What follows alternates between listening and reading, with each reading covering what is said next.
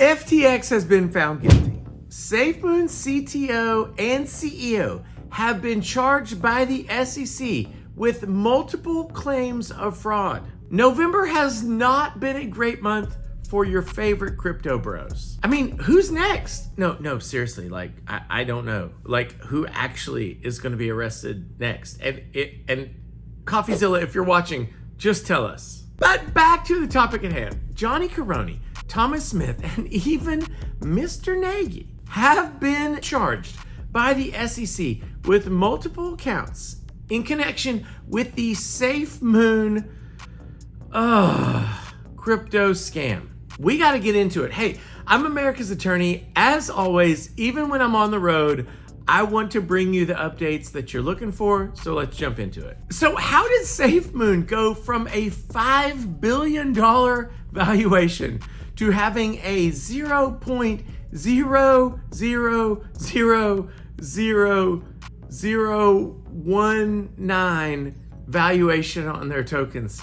Maybe that's an extra zero. If I'm wrong, get into the comments and let me know. I'm telling you, price plummeted. But how did it happen? I love stealing things. Having indictments from the DOJ and the SEC, that tends to make the price go down. SafeMoon came onto the market in 2021, and they promised a 5% liquidity pool for all of the tokens that were exchanged on their platform. A liquidity pool was supposed to be something that no one could touch, and therefore the owners of the token, the creators, couldn't rug pull it. But guess what? It wasn't what they said it would be, at least allegedly. According to the charges from the SEC, the founders of SafeMoon were able to do exactly the thing that they said in their white paper and in their public statements that they couldn't do, which was access the liquidity pool, which means it wasn't the safe harbor that they advertised it to be.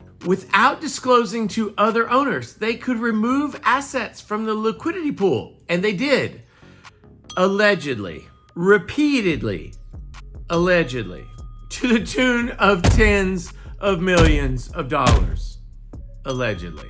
One of the charges against them is that they manipulated the price of the SafeMoon token after a 50% plunge in the value of the token. And the specifics in the complaint by the SEC are incredibly precise and incredibly damning.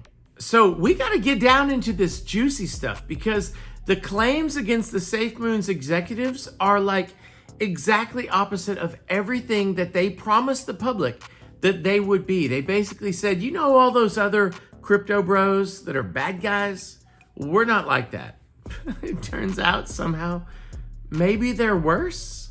I mean, the claims against the executives by the SEC are not going to be new to people who follow Crypto Zoo scams or who are veterans of this channel, because there's a limited group of statutes and laws which you can violate if you are running a crypto scam. And I'm telling you, these people, they appear to have done it to a T. Basically, the whole thing was a scam from the beginning, allegedly. So I've got the complaint right here, and I just want to look at some of these charges with you guys, because this is actually kind of crazy.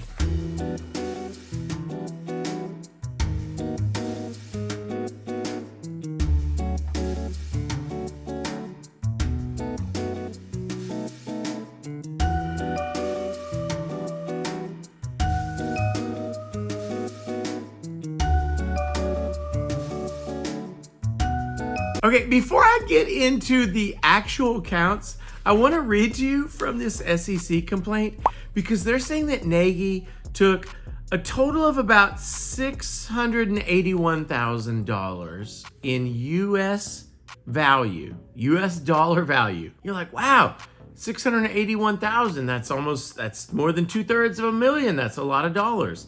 It turns out it's not really that much, because according to this indictment, Thomas Smith took $152 million of value from the platform. And I thought that that was a lot, but it turns out that John Karony can do even better. He got about $162 million in value, allegedly, from this scam. This is so wild. I mean, the story, in the sense that it's like different, which of course they always are, that's fine. You know, they came up with an idea that they were going to create this liquidity pool and advertise the value of that. And then they just basically violated every principle of it.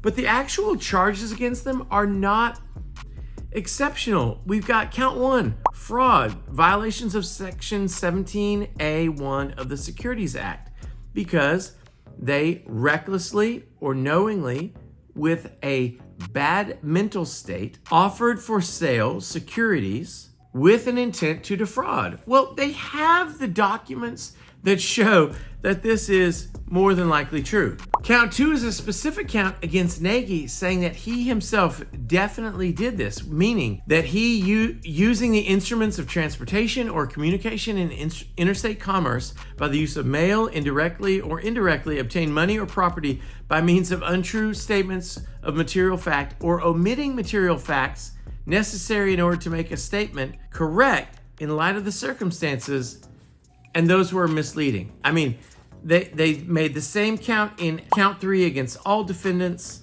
count 4 against all defendants, more fraud.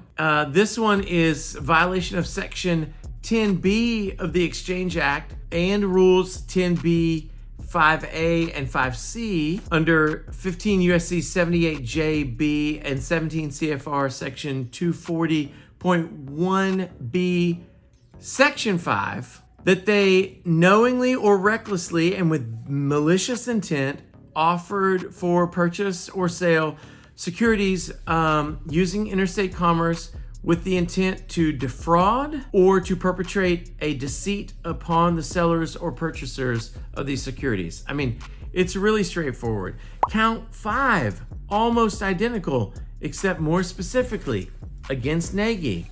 Count 6, again, violations of section 9A2 of the Exchange Act. They're saying that with use of interstate commerce and the facilities of national security exchanges or the mail, they attempted to transfer or sell unregistered securities and manipulated the value of those things for the purchose of inducing other people to transact business with them.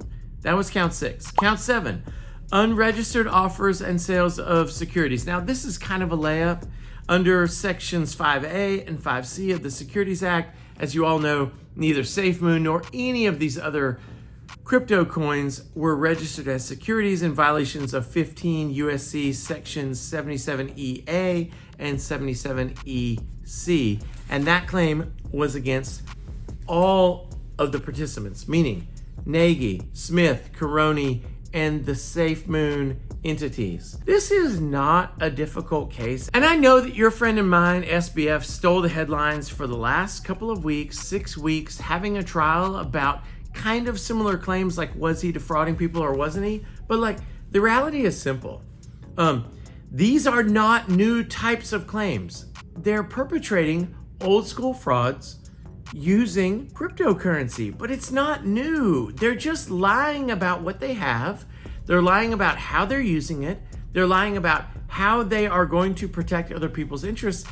And it's not like rocket science. Like, you don't, okay, sure, maybe you have to understand a little bit of the crypto world, but think about the SBF jury. They were out for 5.5 hours, including a dinner, before convicting him on all 7 counts. How long is it going to take the jury to convict these SafeMoon defendants? Probably less time. The allegations against them are so simple.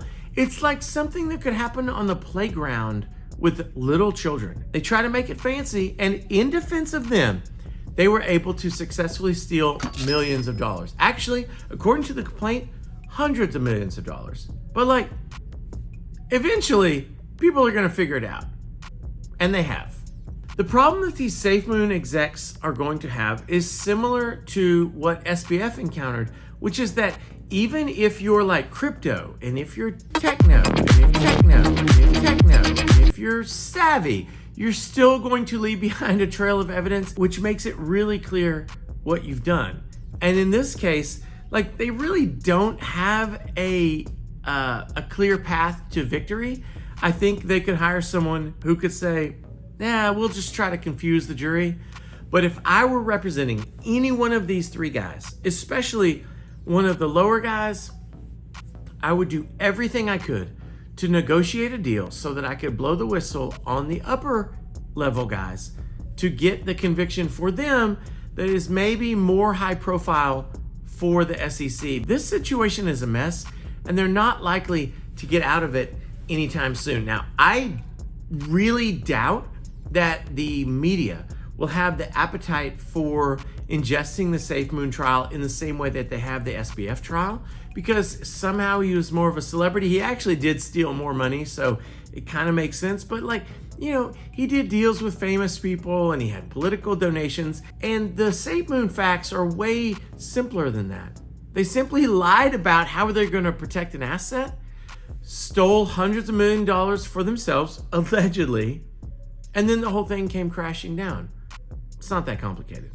This was a very brief overview of the charges from the SEC, but I don't want you to be confused or to think that I'm leaving something out. They actually have been charged criminally by the DOJ, which is a way more serious situation, although honestly, the counts are pretty much the same, but they're looking at jail time for those offenses, where with the SEC, they're just looking at fines, which they're probably not going to be able to pay because they probably squandered all that money. If you would like me to cover the SafeMoon criminal indictment, I need you to do me a favor. Get down below in the comments right now and let me know that that's what you want. Let me know that you have an appetite for more of this, and I will cover it. I'd love to see your pro se opinion in the comments down below. What do you want to see? And if this is the first time that I've ever popped up in your feed, do not leave. Even if you don't leave a comment, hit the subscribe button. You found a channel where you can get great content from an attorney who just wants to help you learn the rules of the game. Subscribe. I will be back soon with more videos like these. Until then, bye.